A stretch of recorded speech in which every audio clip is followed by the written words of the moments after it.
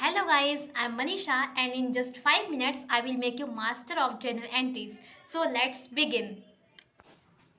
A journal entry means recording a financial transaction for the first time. There are three golden rules of accounting: personal account, real account and nominal account.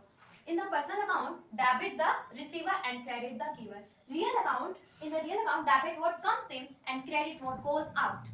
Nominal account, debit all expenses and credit all incomes. Here we will understand by some practical examples. Business started with cash, pay 50,000. Here business started with cash. So always the cash will be debit and capital will be credit. Okay. Next is bought goods for cash, pay 10,000. Here this is a real account.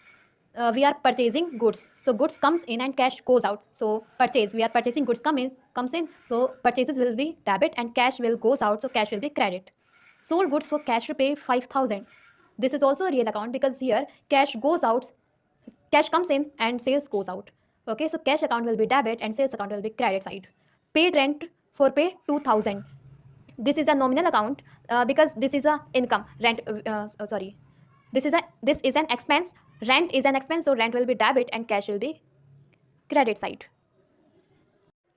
आज हम golden rules of accounting के बारे में जानेंगे। ठीक है, तो हमारे three golden rules of accounting कौन कौन से होते हैं? Personal account, real account and nominal account. ठीक है, सबसे पहले बात होगी हमारी पर्सनल अकाउंट की। पर्सनल अकाउंट में होता क्या है, जो भी सारी आपकी उधार वाली जो बातें होती है ना, सारी पर्सनल अकाउंट पे जाती है। ठीक है, अगर आप किसी से उधार ले रहे हैं, ठीक है, आप किसी से उधार ले रहे हैं तो आप क्या है उसके लिए रिसीवर।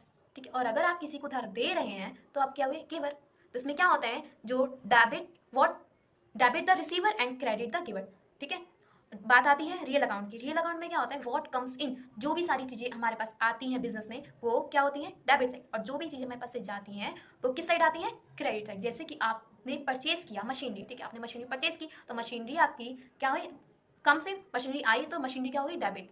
ठीक है, और अगर आप उसको कैश में परचेज करें तो आपके पास कैश क्या चला गया, आपके पास से कैश चला गया ना, तो कैश क्या होगा, क्रेडिट साइड। ठीक है, और अगर आप सेल कर रहे हैं, ठीक है, अगर आप सेल कर रहे हैं तो सेल में क्या होगा, कैश आपके पास आएगा, कैश बैंक आएगा, तो कैश बैंक क्या होगा, डेबिट साइड।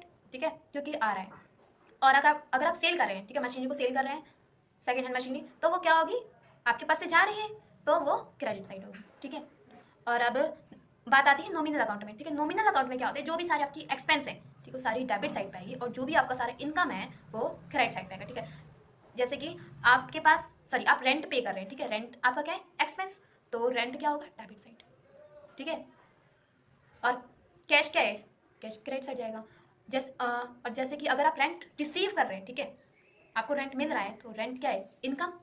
अगर आप रिसीव करें रेंट तो रेंट आपके लिए क्या होगा, इनकम, तो रेंट क्या होगा, क्रेडिट साइड पे जाएगा।